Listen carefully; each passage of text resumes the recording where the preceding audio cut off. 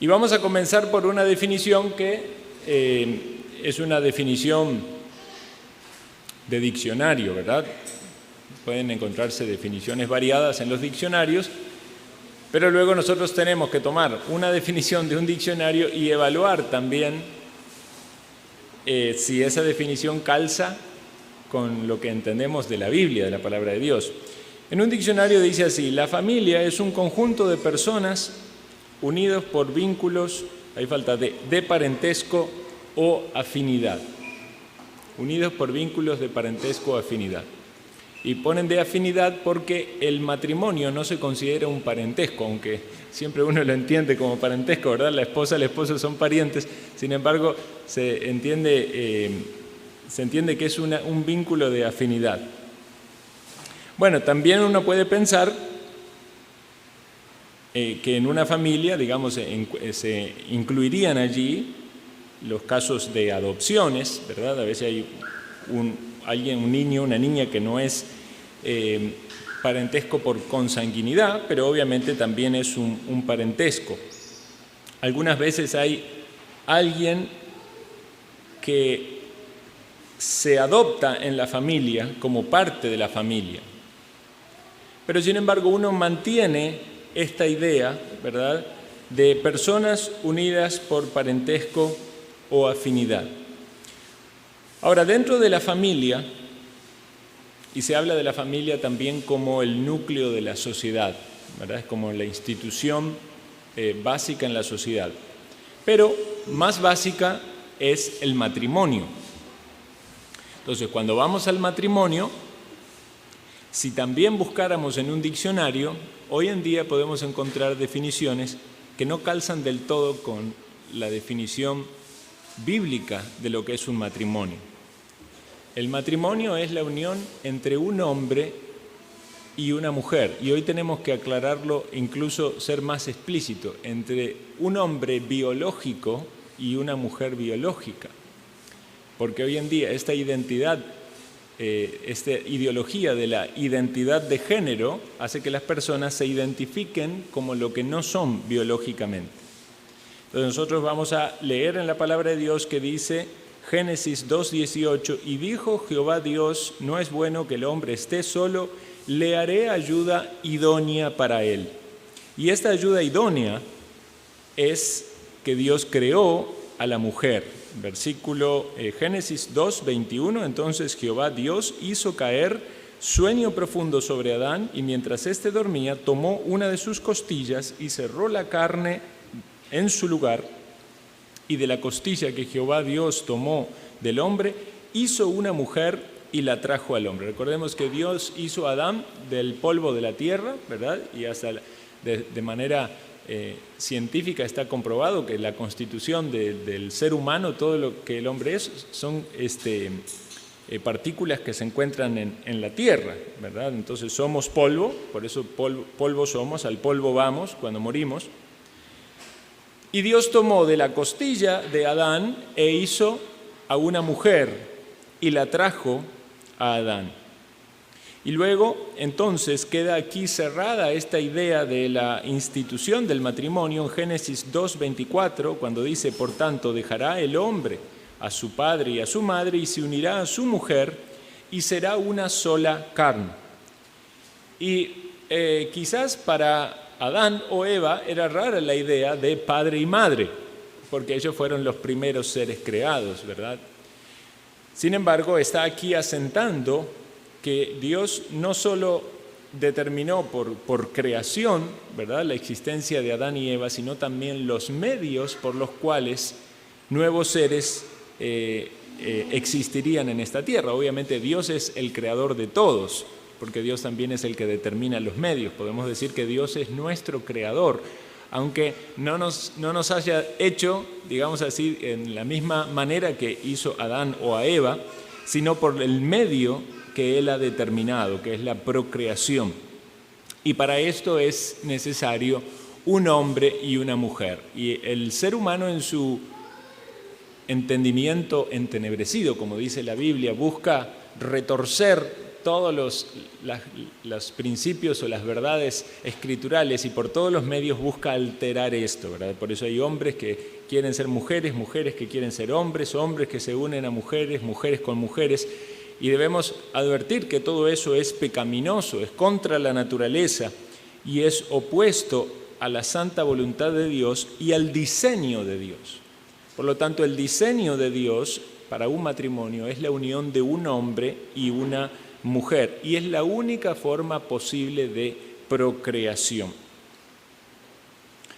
Entonces, cuando hablamos del matrimonio, debemos entender de que Dios hizo a Eva de la costilla de Adán, y de aquí se han sacado varias lecciones, algunas un tanto figurativas, pero no por eso necesariamente están incorrectas, ¿verdad? Dicen que Dios la hizo de la costilla de Adán, no la hizo del pie, ¿verdad? Para que Adán la tuviera bajo sus pies o la pisoteara, tampoco sacó de la cabeza de Adán para que Eva gobernara sobre Adán, sino que sacó de la costilla porque está cerca de su corazón y es para que la ame, para que sea su compañera, para que sea su ayuda.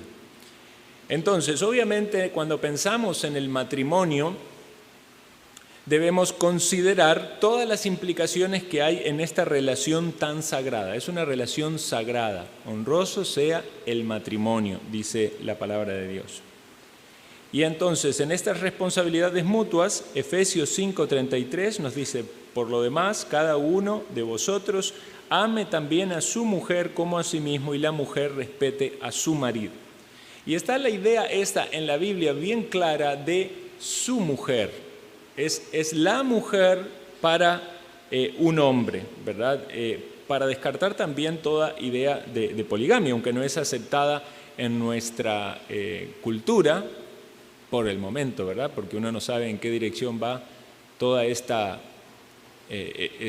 perdición inmoral que hay en el mundo. Pero sabemos que han existido y pueden existir matrimonios polígamos, lo cual es algo que no corresponde al diseño divino. Entonces está esta idea de que Dios hace a una mujer para un hombre, y podemos obviamente sacar de allí las excepciones, ¿verdad? Cuando alguien enviuda o en algún eventual caso de un divorcio, cuando hay una causa válida. Vamos a meditar en eso más adelante, pero quiero ahora revalorar esta idea de un hombre y una mujer que se pertenecen y se comprometen delante de Dios para cumplir con estas responsabilidades que implica un matrimonio. Entonces, de estas responsabilidades básicas está la convivencia. O sea, un matrimonio tienen que convivir, o sea, tienen que obviamente casarse respetando las leyes de un país, y si ambos profesan una misma fe, es un casamiento también delante del Señor. Nosotros entendemos que lo que se solicita en la iglesia es la bendición, ¿verdad? En este país, por ejemplo, los pastores no casamos, no tenemos autoridad legal para casar, y el matrimonio está regulado por las leyes civiles, ¿verdad? Entonces, es correcto que aquellos que deciden unir sus vidas en matrimonio lo hagan legalmente, de lo contrario no están casados. Si el día de mañana el gobierno no regulara eso y dijera que no se va a meter en temas de matrimonio, lo cual les pareciera muy raro, ¿verdad? Porque se mete cada vez en más cosas. Pero si así fuera, ¿verdad? Entonces no estaría mal que una unión de matrimonio, o sea, lo correcto sería que aquellos interesados se presenten en su grupo de fe, ¿verdad? Creyentes en su iglesia, y reciban esa bendición y se casen delante de Dios y delante de los hombres. Pero como eso está regulado también en un marco legal, entonces se entiende que el casamiento civil es el casamiento válido, escritural, y lo que se da en la iglesia es una bendición. Entonces, en la antigüedad, por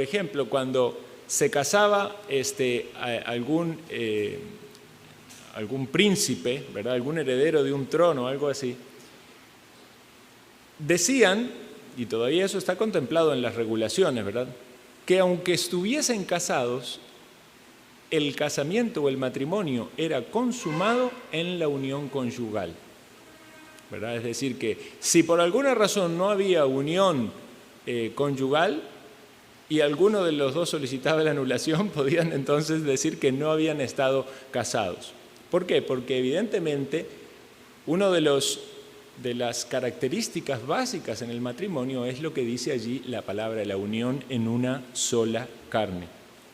Entonces, dice este texto, el marido cumpla con la mujer el deber conyugal, la relación íntima, y asimismo la mujer con su marido. Eso es algo que es característico del matrimonio y no es una opción, sino un deber. Y obviamente en ese marco del deber tiene que haber una comprensión mutua de las situaciones y necesidades particulares de cada uno. Pero entonces, en este punto lo que estamos diciendo es de que esa es una de las características que debe haber en un matrimonio. Segundo lugar es fidelidad, porque asimismo como la unión es un deber, también la exclusividad de la unión es un requisito del matrimonio. Dice el mandamiento, no cometerás adulterio. Y cuando hablamos de adulterio, obviamente pensamos con un énfasis mayor en lo que es el escándalo del pecado carnal o el adulterio físico, pero no debemos minimizar la aplicación que el Señor Jesucristo hace cuando dice que cualquiera que mira a una mujer para codiciarla, adultera en su corazón. Y podemos hacer parafrasear ese mismo versículo a la inversa, ¿verdad? Si una mujer codicia a un hombre, también adultera en su corazón. Entonces, esta fidelidad mutua es requerida por Dios como parte de un matrimonio y una familia que le agrada a Dios. Podemos hablar también de la pureza. Primera de Tesalonicenses 4, del 4 al 6, que cada uno de vosotros sepa tener su propia esposa en santidad y honor, no en pasión de concupiscencia, como los gentiles que no conocen a Dios. Es decir, dentro del marco de lo sagrado del matrimonio, de la unión conyugal y de la exclusividad del matrimonio, también debe ser llevada adelante esa relación con pureza. Y entonces debemos considerar aquí esta idea del concepto de la santidad y el honor del matrimonio delante del Señor, porque pueden abrirse la puerta a los deseos engañosos del corazón y aún pudiendo conservar el marco del matrimonio de no adulterar, no caer en relaciones inmorales fuera del matrimonio, aún así dentro del matrimonio caer en algunos vicios o prácticas que sean pecaminosas e impuras. Ahora, saliendo de ese marco de entorno de lo que podemos decir ligado a lo espiritual y físico o carnal, pero también está todo el ámbito emocional y está todo ese accionar relacionado con la manera de actuar hacia la otra persona. Hablamos de esta característica o necesidad de apoyo mutuo que hay. Por eso el ejemplo, la ilustración de la costilla, ¿verdad? De estar al lado, de tener un compañero. Cuando leemos en Eclesiastés habla que es mejores son dos que uno. Entonces, si alguien considera, hermanos, el portón allá se abrió, si alguien puede ir. Si alguien considera que estar solo es difícil, la soltería es difícil por la falta de compañía o por la falta de apoyo en gran manera lo que está experimentando es lo que la Biblia dice, ¿verdad? Mejores son dos que uno. En gran manera el sentirse acompañado, el tener un apoyo, el tener alguien con quien compartir la vida, con quien sobrellevar las cargas, con quien, a quien, no solo de quién recibir, sino también a quién poder ayudar, es lo que el Señor quiere para nosotros, por eso lo ha determinado, lo ha diseñado así, que podamos tener apoyo, tener ayuda. Entonces dice la Biblia, servíos por amor los unos a los otros, y uno generalmente piensa en ese versículo y no piensa en el hogar. Y debería ser el primer lugar donde lo aplicamos, ¿verdad? Porque si Dios dio a la mujer para ser una ayuda idónea del hombre, y obviamente el hombre debe liderar con amor a esa mujer, entonces el servicio mutuo debe ser por amor sumamente importante dentro del hogar. También se requiere de paciencia, porque así como es más fácil a veces llevarse bien o sonreír con la gente de afuera porque no conocen las debilidades o flaquezas de uno, en el hogar se conocen todas las debilidades, hay mucho más oportunidad de roce, hay mucho más oportunidad de ofensa, y entonces es necesario también la práctica de la paciencia. Dice Colosenses 3:13, soportándoos unos a otros y perdonándoos unos a otros, si alguno tuviere queja contra otro, de la manera que Cristo perdonó, así también hacedlo vosotros. Dígame si no hay un lugar más claro en el cual debemos practicar la paciencia, el soportarnos y el perdonarnos que dentro de nuestro hogar. Bueno, alguien puede decir, si pasa muchas horas en el trabajo, quizás tiene dificultades en el trabajo, ¿verdad? Y tiene que practicarlo ahí. Pero también pasa en el hogar, ¿verdad? Aún, digamos, los padres con los hijos, cuántas veces los hijos ofenden, ¿verdad? El esposo y la esposa. Muchas circunstancias se dan en las cuales debemos poner esto en práctica. Y en el matrimonio debe haber también edificación mutua. No es solo llevarse bien o no ofenderse, sino también procurar el bienestar de la otra persona, el crecimiento espiritual, el desarrollo de la otra persona. 1 Tesalonicenses 5:11, por lo cual animaos unos a otros y edificaos unos a otros. Cuando estamos queriendo hacer un aporte a la vida espiritual de nuestro cónyuge o de nuestros hijos, estamos cumpliendo con lo que este versículo dice. Es importante también que haya un deseo de agradar a la otra persona. No se trata de caer en una práctica que también sería incorrecta de vivir para agradar a los hombres, lo cual implicaría tener como una conciencia dominada por lo que las otras personas piensan. Pero sí, esta idea de agradar a los otros es una idea bíblica correcta si se entiende a la luz de lo que Dios nos enseña. Por ejemplo, 1 Corintios 7:33 dice, pero el casado tiene cuidado de las cosas de este mundo, de cómo agradar a su mujer. Eso de las cosas de este mundo no está hablando de cosas mundanas, sino está hablando de las responsabilidades que implica el matrimonio en este mundo. El hombre que se casa es porque quiere agradar a su mujer, y si usted no quiere agradar a su mujer, debe analizar qué es lo que hay en su corazón. Del mismo modo, la mujer debe querer agradar a su marido, y hay que hacer un esfuerzo muchas veces para ser agradable, para ponerse en esa actitud de servicio y de buena voluntad. Ahora vamos a meditar más detalladamente en las responsabilidades de los cónyuges, la responsabilidad del esposo. Una de las responsabilidades básicas del esposo es que él provee para su hogar. Es responsabilidad del hombre traer el sustento a su hogar. 1 Timoteo 5:8, porque si alguno no provee para los suyos, mayormente para los de su casa, ha negado la fe y es peor que un incrédulo. Un hombre, cuando se casa, debe ser consciente de que debe sustentar a esa mujer. Y sabemos que la capacidad de sustento la da Dios en la capacidad de cada uno tiene de trabajar. Es por medio del trabajo que se adquieren los recursos para proveer para otra persona. Seguramente a usted le ha pasado ya muchas veces que usted ve a alguien que está pidiendo en la calle, golpeando las puertas, y usted lo ve y es una persona que está sana, quizás en su juventud, ¿verdad? Quizás hasta con fuerzas o más salud que uno, y uno dice, ¿y esta persona por qué pide y no trabaja?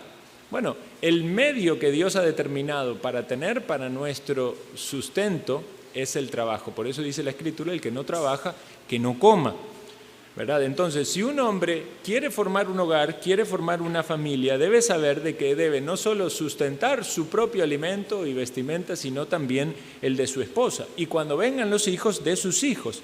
Ahora, esa buena disposición y buena actitud debe ser manifiesta, llevada adelante, ¿verdad? En la práctica, con su interés de trabajar y de esforzarse. Y de la mano de esto viene, aquí hay algunos niños, a ver cuántos niños aquí tienen menos de 15 años. Era para ver si estaban despiertos. Sí, está bien. Bueno, entonces ustedes tienen el momento ahora para estudiar. Y cuando uno dice estudiar, no quiero estudiar, ¿verdad? Qué aburrido. Bueno, piensen, ¿para qué es estudiar? Muchas cosas es para aprender, porque es bonito aprender, es lindo saber cosas nuevas. Pero básicamente la razón por la cual ustedes deberían estudiar es para que cuando ustedes sean personas adultas puedan tener su propio sustento. Y de hecho los padres debemos pensar de ese modo también. Debemos pensar en la formación de nuestros hijos en pos de que ellos puedan obtener su sustento. A veces uno cae mucho en la idea de cumplir, ¿verdad?, con ciclos de enseñanza, pero hoy en día, digamos, alguien que termina el bachillerato ya y no tiene asegurado de que vaya a poder tener un trabajo, ¿verdad?, o va a tener un trabajo mediocre. Y alguien puede decir, tiene que ir a la universidad, ¿verdad? Y hay gente que no tiene universidad y tienen muy buenos trabajos porque han hecho muy buenos negocios. Entonces, no es tan exactamente la asociación de que llegar a grados altos de educación va a ser sinónimo de que van a poder trabajar. A veces es la preparación en virtud de aquello que ellos puedan llegar a utilizar, y obviamente hay que pensar en las capacidades que cada niño tiene, ¿verdad?, y cómo pueden desarrollarlo. Pero más allá de todo el esfuerzo que puede alguien tener en su preparación, en sus estudios, en sus experiencias, también debemos saber de que la provisión viene del Señor. Es decir, puede haber un hombre capacitado, educado, entrenado, preparado y que está buscando aún su trabajo, y ese hombre debe depender del Señor en oración. Por eso oramos, Padre nuestro, el pan de cada día, dánoslo hoy, porque aún en el mayor esfuerzo de un hombre se debe ver la mano de Dios concediendo ese trabajo y la capacidad, la habilidad para realizarlo. Otra característica importante del hombre en su matrimonio es que protege. El marido debe proteger a su esposa y a sus hijos. Efesios 5:28, así también los maridos deben amar a sus mujeres como a sus mismos cuerpos. El que ama a su mujer a sí mismo se ama, porque nadie aborreció jamás su propia carne, sino que la sustenta, la cuida, y como también Cristo a la iglesia. ¿Verdad? Entonces, si usted advierte un peligro, enseguida uno intenta protegerse, ¿verdad? Uno siente que un zapote cae en el techo y ya está pensando, a ver, ¿dónde me va a caer? ¿Para qué lado me corro? ¿Verdad? O a quién le puede caer, porque uno quiere evitar el daño de otros, ¿verdad? Si usted ve que alguien va a hacerle mal a su esposa, usted debe intervenir, y lo mismo por su familia. Entonces el hombre debe ser el protector, debe cuidar. Esa es la función que Cristo hace con la iglesia, no solo provee, sino protege. Y otra función también es pastorear, y aquí podemos aplicar de esta idea de pastorear en el sentido de velar por las almas en el marco familiar o matrimonial. Maridos, amad a vuestras mujeres, así como Cristo amó a la iglesia y se entregó a sí mismo por ella para santificarla, habiéndola purificado en el lavamiento del agua por la palabra, a fin de presentársela a sí mismo una iglesia gloriosa que no tuviese mancha, ni arruga, ni cosa semejante, sino que fuese sin mancha, sino que fuese santa y sin mancha. Entonces, el marido debe procurar el bienestar espiritual de su esposa, y de algún modo, por esa relación conyugal, debe ser quien la guía, quien la dirige a estar más cerca de Cristo, a ser más santa, a ser más pura, y en gran medida es responsabilidad de un hombre, porque Dios le ha concedido al hombre ser la cabeza en el hogar. Algunos casos hay de matrimonios donde es la mujer la que tiene mayor madurez espiritual o la que tiene mayor conocimiento, y obviamente puede ser una tentación para esa mujer querer liderar su hogar. Sin embargo, debe ser el esfuerzo de ese hombre superarse tanto en conocimiento como en piedad para poder pastorear a su mujer. Vamos a hablar ahora de las responsabilidades de la esposa. La palabra de Dios es bastante claro que manda a las casadas a estar sujetas a sus propios maridos como al Señor. Y esta es la idea, cuando hablamos de idea de sujeción, podemos también entenderlo como respeto. Dos caras de una misma moneda. Si Dios le pide al hombre amar a su esposa, esa es la moneda de una cara, la da vuelta, del otro lado a la esposa le pide respetar al hombre. Cuando alguien respeta, ama; cuando ama, respeta. Entonces, cuando las mujeres casadas están respetando a sus propios maridos, están amándoles. Pero a veces alguien puede pensar de que el amor es una cuestión emocional, ¿verdad? Y aunque no te respete, igual yo te amo. No, eso no es así. Tiene que haber respeto. El hombre debe sentirse respetado con las acciones y actitudes de su esposa, de manera de tal de que sea claro para él de que él está liderando ese hogar, y obviamente va a ser una motivación para hacerlo con amor, ¿verdad? A veces la esposa puede justificarse en que si el hombre no lo hace con amor o con ternura, entonces ella puede no ser sumisa, ¿no? Y eso usted lo lleva a cualquier otro ejemplo similar. Aun cuando uno le habla a los niños, digamos, si un niño le quita un juguete al otro, el otro viene y le da un golpe, ¿verdad? Usted le dice, no, pero vos no tenés que actuar así, él está actuando mal, sí, pero vos no tenés que vengarte. Bueno, lo llevamos a otros marcos y debemos entenderlo de la misma manera. Entonces la mujer debe ser sujeta a su esposo, y obviamente la única oportunidad en la cual esa sujeción o obediencia no debe suceder es cuando la orden o la influencia del marido está guiándola a hacer algo pecaminoso, ¿verdad? Pero en tanto el hombre está actuando correctamente, debe haber de parte de la mujer sujeción. La mujer es ayuda idónea, por lo tanto debe ser ayuda. O sea, tiene que pensar en esta característica, o podemos decir propósito, con el cual Dios la ha formado, creado. Dice el Proverbios 31:11, hablando de la mujer virtuosa: el corazón de su marido está en ella confiado y no carecerá de ganancias, porque es una mujer que está activa en ayudar a la causa y al propósito de esa familia, y obviamente apoyando al hombre. Y la mujer tiene un servicio o un rol protagónico en el hogar. Dice Tito 2:5, a ser prudentes, castas, cuidadosas de sus casas, buenas, sujetas a su marido, para que la palabra de Dios no sea blasfemada. Cuando Dios define el rol de la mujer, dice allí que sea cuidadosa de su casa.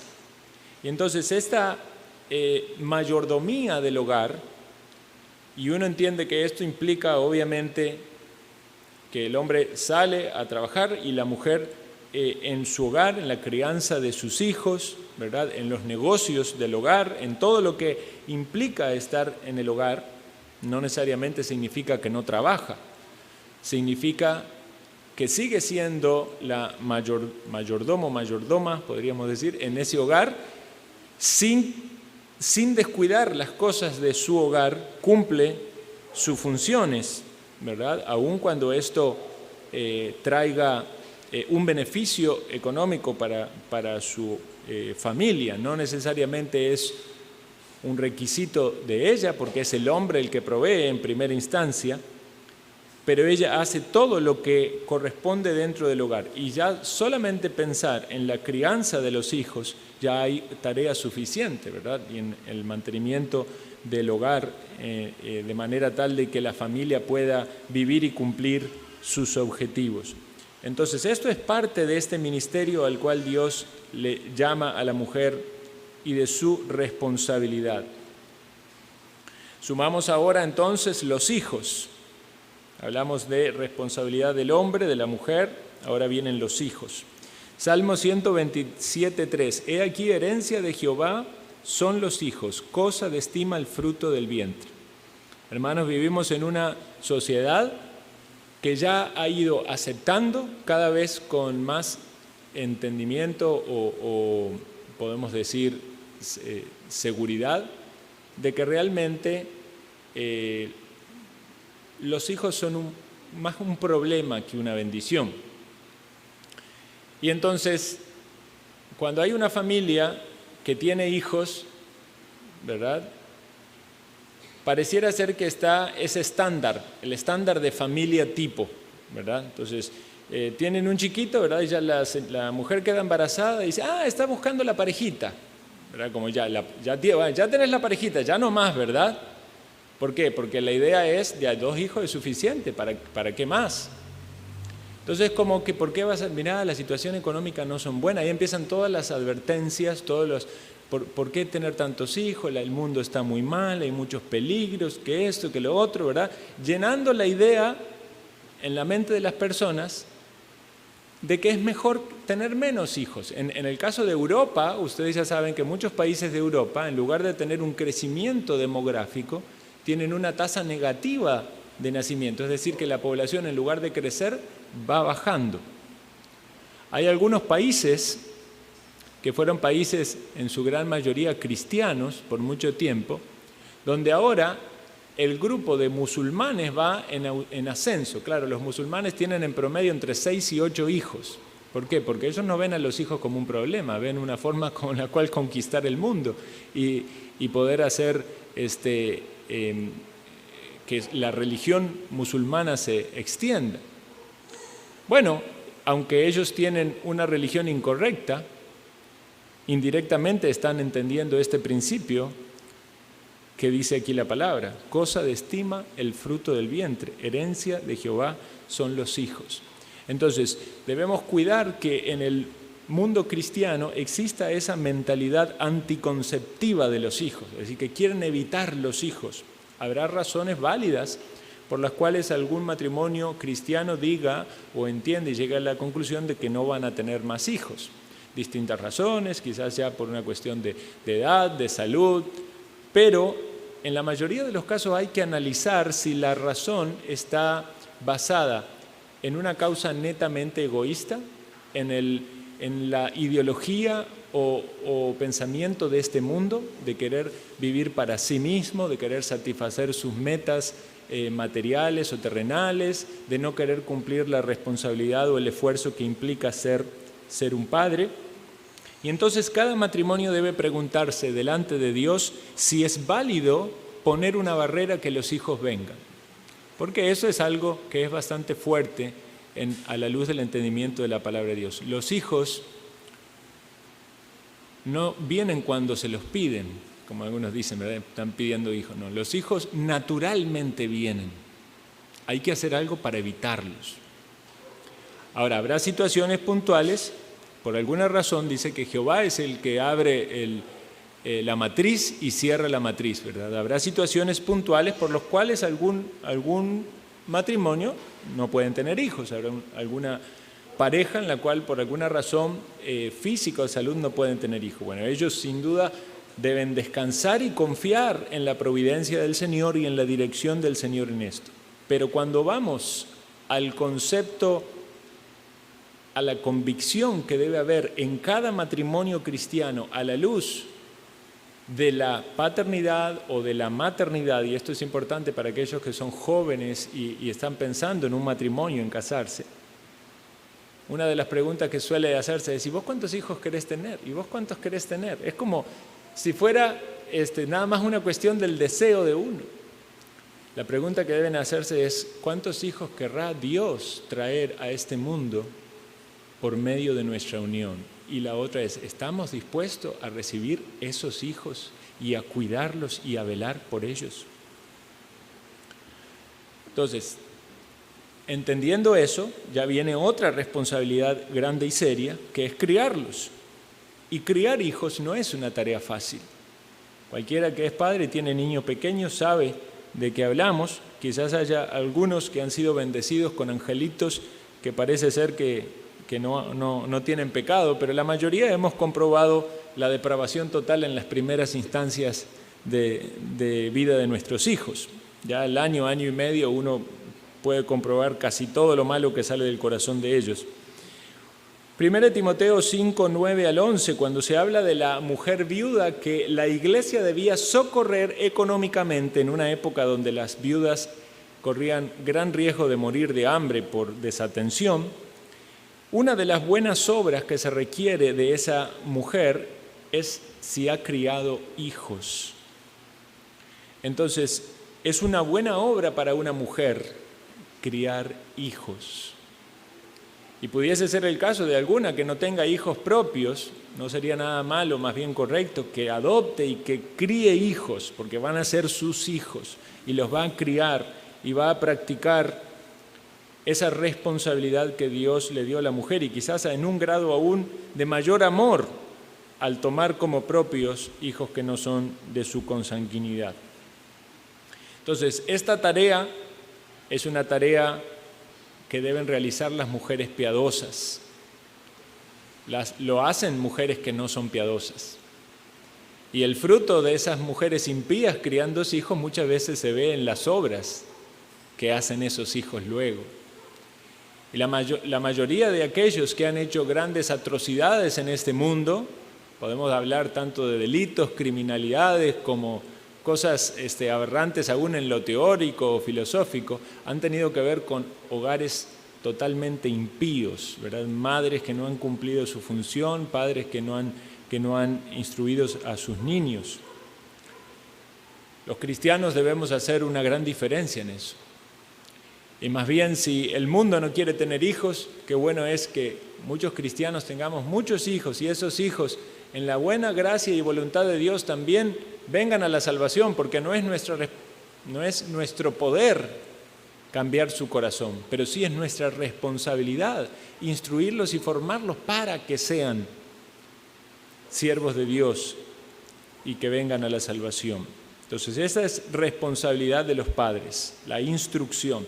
Instruye al niño en su camino, aun cuando fuere viejo no se apartará de él. No debemos entender este texto como una promesa.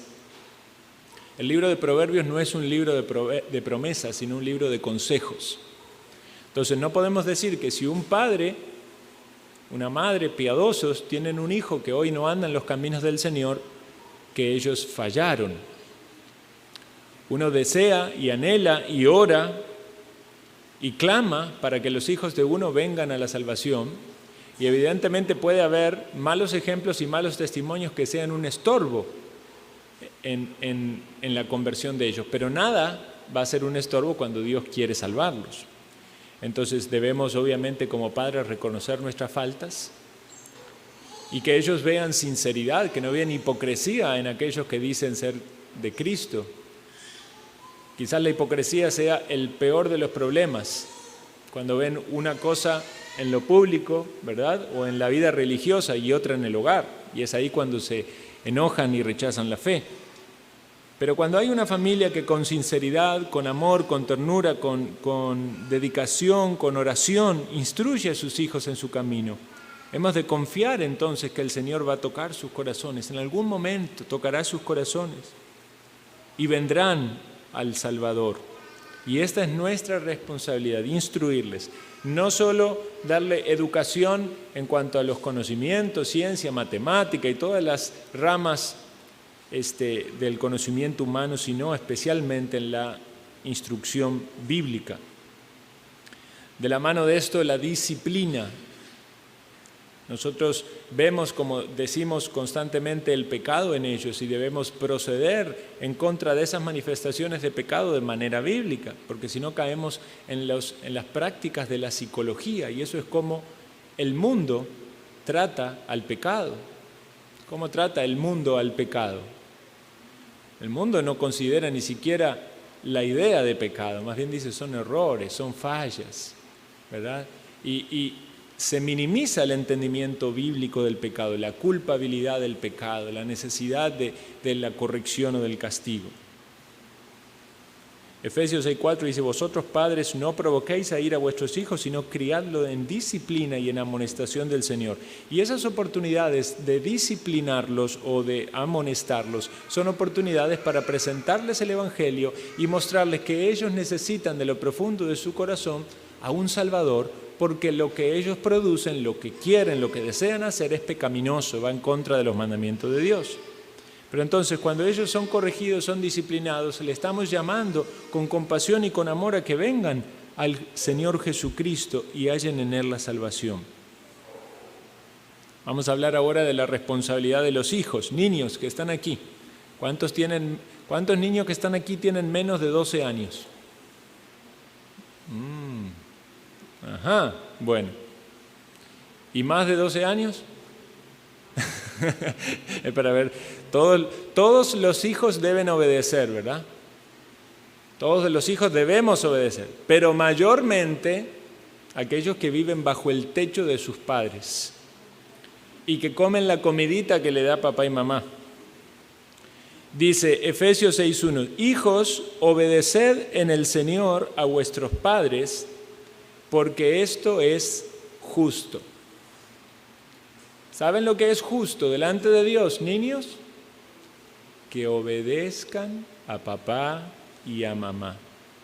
Deben obedecerlos en el Señor, no obedecerlos como una manera de ganarse el cielo. Lo obedecen en el Señor, los obedecen porque Jesús murió en la cruz para salvarlos, porque Jesús obedeció a su Padre perfectamente, y entonces ustedes le obedecen en el Señor porque eso es lo que corresponde hacer. Los hijos deben valorar la corrección. Dice: no menosprecies, hijo mío, el castigo de Jehová, ni te fatigues de su corrección. Y eso es válido también para todos como hijos de Dios, ¿verdad? Debemos aprender a ser agradecidos aún en los momentos de corrección. Niño, a ninguno le gusta la corrección o la disciplina, ¿verdad? El autor de los Hebreos toma este pasaje y habla de la disciplina. Pero dice que por ella somos ejercitados para participar en la santidad, tenemos fruto. Entonces, cuando ustedes son corregidos, cuando son instruidos, cuando son corregidos, deben valorar y deben tener gratitud, porque eso les va a guiar a una vida fructífera. Hablemos también, hermanos, de la adoración familiar. La adoración familiar debe ser una práctica en cada hogar cristiano. Un hogar cristiano donde solamente se abre la Biblia cuando se va a la iglesia, o donde cada uno lee la Biblia o ora de manera individual y no tiene esta práctica de adoración familiar, está careciendo de algo que Dios ha mandado en su palabra. Deuteronomio 6:6 dice: y estas palabras que yo te mando hoy estarán sobre tu corazón, y las repetirás a tus hijos, y hablarás de ellas estando en tu casa, y andando por el camino, y al acostarte, y cuando te levantes, y las atarás como una señal en tu mano, y estarán en los frontales entre tus ojos, y las escribirás en los postes de tu casa y en tus puertas. Estas instrucciones que se dan al pueblo de Israel luego de recibir la ley, y que se da aquí con tanto detalle, ¿verdad? Al punto tal que los judíos, queriendo aplicar eso a todo detalle, hicieron toda una especie de vestimenta donde hasta tenían aquí unas palabritas, ¿verdad?, del libro de la ley guardadas, ¿verdad?, y cumplían quizás de una manera un tanto ritualista con esto. Pero esto lo que quiere decir es lo que dice en el Nuevo Testamento: la palabra de Dios abunde entre vosotros, abunde en vuestros hogares. Nosotros tenemos que procurar en nuestros hogares de que haya un tiempo de adoración familiar, un momento en el cual la familia junta ora, un momento en el cual se lee la palabra, un momento en el cual se medita en los principios bíblicos. Y no hablamos solo de una instrucción o corrección individual, sino a nivel familiar.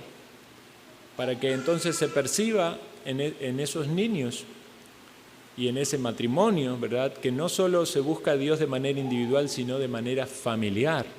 Como así en la iglesia nos unimos para buscar a Dios en el día del Señor, en la familia, cada día debe haber un culto familiar, un momento de devoción. Esto puede ser algo bastante sencillo, práctico en el entorno familiar. Pueden ser unos 10 o 15 minutos, puede ser antes o después de una comida, un momento donde con sinceridad se ora, se busca a Dios, se medita en su palabra o en los principios bíblicos. Cuando hay niños pequeños hacemos el catecismo, decimos las preguntas, las respuestas, tratamos de memorizarlo. Aprovechamos para repasar o leer o memorizar los versículos bíblicos. Y esa es una preciosa oportunidad como familia para recibir la bendición de Dios y buscarle a Él. Debemos decir, como dijo Josué en el libro de Josué 24:15, yo y mi casa serviremos a Jehová. A usted no le importa lo que hacen las otras personas en este mundo. Si la gente quiere gastar el tiempo familiar en diversiones, en entretenimientos, y lo que importa es nada más vivir de paseos, de ver series en televisión y todo, no digo que esas cosas sean malas, pero que no falte el culto familiar en cada hogar, que no falte la devoción familiar en cada hogar. Porque es allí donde también vamos a estar enseñando la palabra y evangelizando a nuestros niños. Unos temas así que añadimos, estamos hablando de la familia, ¿verdad? Entonces tenemos que considerar algunos otros temas importantes también. El caso, por ejemplo, de los matrimonios con impíos. Puede ser que haya un hermano, una hermana cuyo cónyuge es un no creyente. Y la instrucción bíblica es, 1 Corintios 7, 12, 13, si algún hermano tiene mujer que no sea creyente y ella consiente en vivir con él, no la abandone. Y si una mujer tiene marido que no sea creyente y él consiente en vivir con ella, no lo abandone. En el caso de alguien que viene a la fe y su cónyuge es incrédulo, no debe pensarse que como el cónyuge es incrédulo, entonces lo voy a abandonar y voy a buscar otro que sea creyente. Esa no es la práctica bíblica. Es permanecer en ese matrimonio, porque es un matrimonio válido, aun cuando sea un incrédulo su cónyuge, y actuar y tener una conducta de manera tal de que sea claro el testimonio de la transformación del Evangelio para que el cónyuge considere y atienda al mensaje de la palabra de Dios. No es que va a ser salvo a su marido o a su esposa por su conducta, pero va a ser un testimonio claro del poder transformador del Evangelio y una herramienta para que esa persona venga a la fe en el Señor. Ahora, hay casos donde evidentemente no consiente en vivir con el creyente. Cuando hay una clara o abierto rechazo a la fe y a la persona por causa de la fe, cuando hay infidelidad persistente, ¿verdad? Entonces el divorcio es inevitable. Debemos entender que el divorcio no es algo agradable a los ojos de Dios. Malaquías 2:16 dice, porque Jehová, Dios de Israel, ha dicho que Él aborrece el repudio. Y esa es la idea de repudio, ¿verdad?, de divorcio. En Mateo 19:19, yo os digo que cualquiera que repudia a su mujer, salvo por causa de fornicación y se casa con otra, adultera. Y el que se casa con la repudiada, adultera. Es decir, que cuando hay una unión matrimonial y esa unión matrimonial se disuelve por causa de divorcio, por repudio, pero no hay una justificación válida, entonces lo que está haciendo es caer a la persona, tanto el que provoca el divorcio como el otro, como la víctima, podemos decir, o los dos, cuando se habla de un común acuerdo, los está haciendo caer en adulterio. Ahora, ¿cuándo hay una causa entonces válida? Bueno, aquí este texto nos dice, salvo por causa de fornicación, es decir, la inmoralidad sexual es una causa válida de divorcio. No está diciendo la palabra de Dios que es un requisito. Es decir, que una persona que ha sido víctima de la inmoralidad del otro puede, si está en su entendimiento, reconciliarse y perdonar al ofensor. Y eso es lo que debe buscarse en primera instancia. Pero cuando hay una persistencia de una conducta inmoral, aquel o aquella que es víctima puede entonces, entendiendo de que se ha quebrantado ese pacto matrimonial, separarse, divorciarse, y entonces está libre de esa responsabilidad delante de Dios. Es una causa válida. Entendemos también que cuando alguien abandona a su cónyuge, también está quebrantando ese pacto matrimonial, por lo tanto, está también dando una causa válida de divorcio. Entonces, estas aclaraciones creo que son importantes. No obstante, debemos considerar que el tema del divorcio es un tema que tiene muchas aristas, muchos factores, muchas situaciones. Entonces, no podemos generalizar.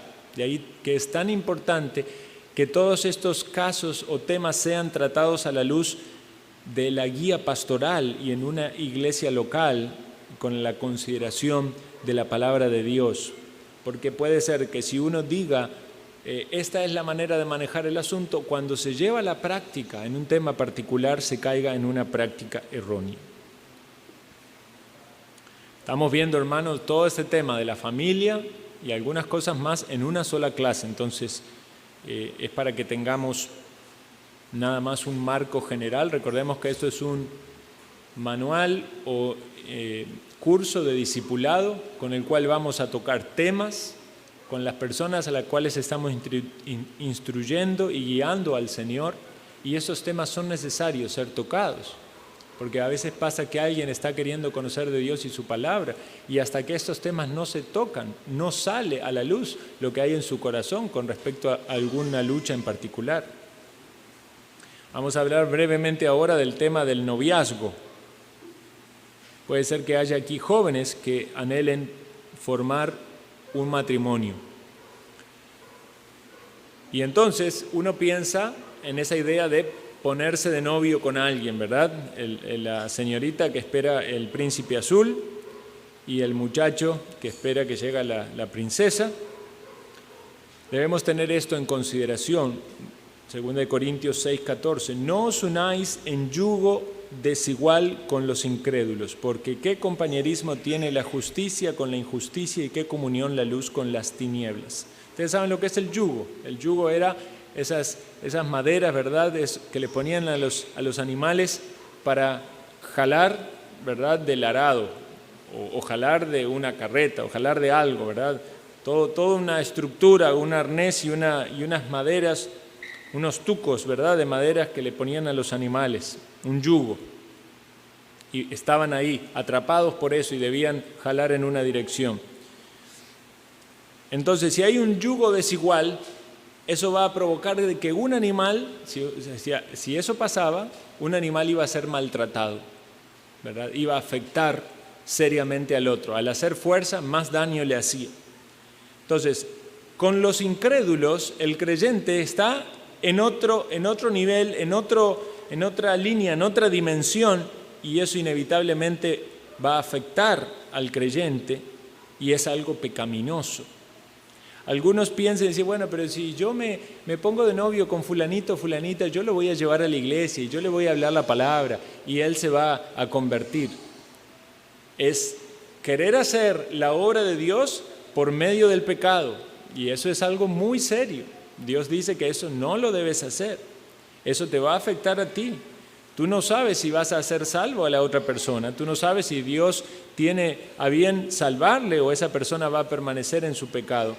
Por lo tanto, no puedes ir en esa dirección, tienes que confiar que Dios va a proveer para ti el esposo o la esposa en su santa voluntad y en el tiempo apropiado. Entonces, no cedas a los deseos de casarte con cualquier persona con la expectativa de que en algún momento se va a convertir. Primera de Corintios 7:39 dice, libres para casarse con quien quiera, con tal que sea en el Señor. En el contexto habla de la mujer viuda. Y obviamente la viudez, cuando muere el cónyuge, dice que queda libre para casarse. Es decir, ya ese pacto no está más, ese pacto matrimonial no es un impedimento para que se case. Pero noten esa condición que aparece allí. Cásese con quien quiera, pero que sea en el Señor. Algunos se quedan en la coma, ¿verdad? Yo me voy a casar con quien quiero. Pero si no es en el Señor, si no es creyente, no es en el Señor, ¿verdad? Y a veces no solamente que sea creyente, porque hay otros factores. Si la otra persona no quiere casarse con usted, ya sabe que no es en el Señor, no se va a poder casar. Tienen que entender que van en una misma línea, ¿verdad? Hasta qué punto también los factores doctrinales no son un peso, ¿verdad? Tener una misma práctica de adoración, una misma forma de entender la vida. Ahora, obviamente va a haber diferencias y esas diferencias van a ser pulidas luego en el matrimonio, pero debe ser un casamiento en el Señor. Y un último punto para considerar en esta mañana es el rol de los abuelos. Aquí puede ser que haya entre nosotros abuelos, abuelas. En algunos casos forman parte de ese mismo núcleo familiar, de los que conviven en ese hogar. Y entonces es sumamente importante que los abuelos entiendan que cuando sus hijos se casan o sus hijas se casan, se forma una nueva familia. Hay un dicho que dice que el que se casa, casa quiere, ¿verdad? Y es la idea esta de que cuando se forma un nuevo matrimonio salen del hogar, casi que es la recomendación, ¿verdad? Si se casan, no se quede ahí en la casa con los padres de ella o con los padres de él, busque su hogar, ¿verdad? Decía un pastor, si tenés que pagar alquiler, pagalo, es una inversión, ¿verdad? Porque suele ser difícil en un hogar donde se convive con los padres de algunos de los dos, donde esos lazos no se cortan, no se separan, no deben cortarse completamente, pero debe respetarse la independencia de esa nueva familia, porque entonces los abuelos que siguen viendo a sus hijos, ¿verdad?, como padres y quieren manejar todas las cosas, pero ya ellos son padres y ellos van a tener que tratar y definir cosas con sus hijos. Entonces los abuelos pueden ser una gran bendición para sus hijos y para sus nietos, siempre y cuando entiendan de que se ha formado una nueva familia, que ellos van a tomar sus decisiones, que ellos van a definir cómo crían, cómo educan a sus hijos. Y debe ser sumamente importante, obviamente, para los abuelos, compartir principios bíblicos, los cuales son innegociables. Pero a la hora de la práctica y la aplicación, los abuelos no deben querer gobernar a los padres en su nuevo hogar. Por eso cuando hablamos de eso de la obediencia, ¿verdad? Es incorrecto que un padre o una madre cuyos hijos ya se casaron y salieron de su hogar vaya a decirle cómo tiene que educar a sus hijos y reclame obediencia. No es aplicable en ese caso. Debe respetar ya que ya hijos mayores de edad formaron su familia y tienen determinadas decisiones a tomar y no se trata ya de una cuestión de obediencia. Entonces los abuelos dejan en ese sentido de reclamar obediencia para ponerse en posiciones de consejeros, de guías espirituales, de ejemplo y de socorro y soporte. El servicio, sumamente importante. Qué gran bendición es para algunos matrimonios tener a sus padres cerca y que puedan ser una ayuda en la crianza de sus hijos. Ustedes saben que las familias en la antigüedad, de ahí no solamente eran los abuelos, los hijos y los nietos, sino que a veces había 4 generaciones, 5 en la misma casa, en la misma finca, ¿verdad? Y había obviamente un gran respeto por las personas mayores, pero hoy en día mayoritariamente cada uno vive en su casa, ¿verdad? Y la forma de servicio y de influencia es distinta. Pero los abuelos pueden hacer una gran influencia, no solo en sus hijos, sino en sus nietos. en la transmisión de las verdades espirituales, en la evangelización, en el soporte, en la ayuda, en el consejo a sus hijos en la paternidad. Y los hijos van a tener mayor disposición cuando esos abuelos, en lugar de ser personas que imponen cosas, son personas sabias que se disponen a aconsejar y a guiar.